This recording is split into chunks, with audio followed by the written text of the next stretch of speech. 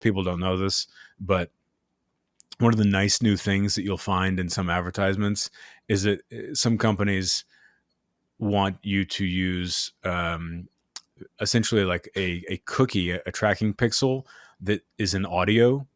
And so normally if you visit a website, whatever website you visit, they can tell what your IP address is, which basically tells them where you're located, and it tells them what type of browser you're using. And some other, if you offer other user agent info, they can learn a lot more about you as well. That's why we have the little reject cookies, because it's saying, hey, just take what you have to take for me to access this website, not all my, preferences.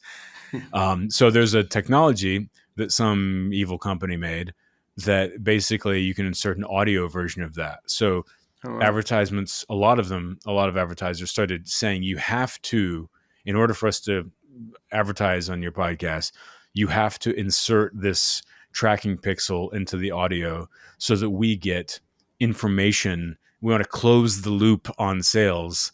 So their pitch is that they can tell exactly what customers are coming from you, where they're coming from, and if they're going through your website to make purchases.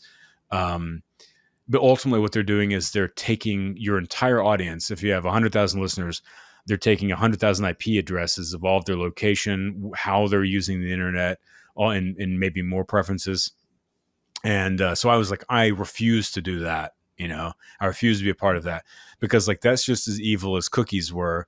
But it's just that those little cookie pop-up things only happened in the last few years because the public only became aware it was such a thing and it existed. And so changes were made. So now we're in this new territory where like this exists, but there aren't any, agreements around it because no one knows it exists yet. Wow.